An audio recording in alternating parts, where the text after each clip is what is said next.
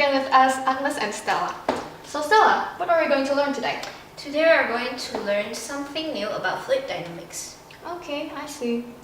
But before that, do you still remember about examples of fluid?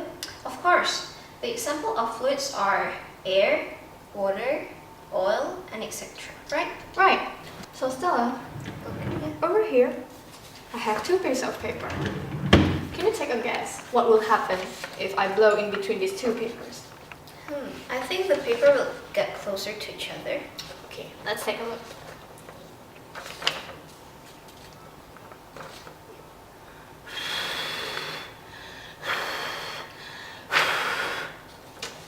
Well, turns out you're right. But do you know why it happened? Let's ask the experts to explain about this. Okay, bye! Guys, so I'm the expert and I'm going to help you solve the problem. But first, what's the problem? Let me guess. It's about this problem, right? So let's think about it together. So there are two papers, right? Surrounding these papers are air particles. So let's say that these blue dots are air particles.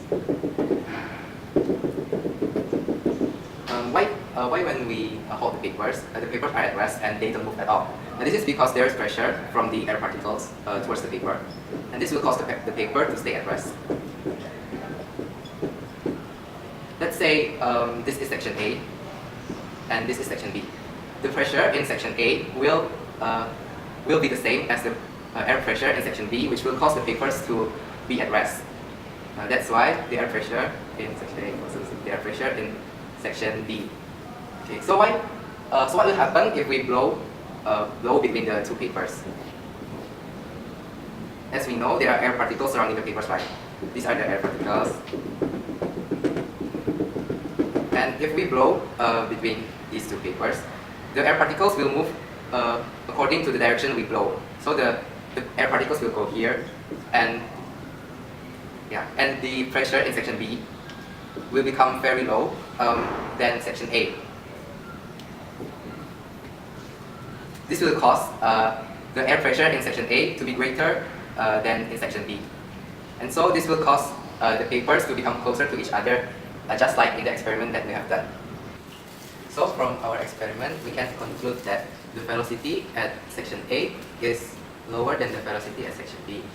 And the pressure at section A is greater than the pressure at section B.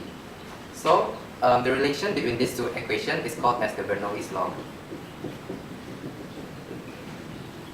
And Bernoulli's law states that velocity is indirectly proportional to pressure.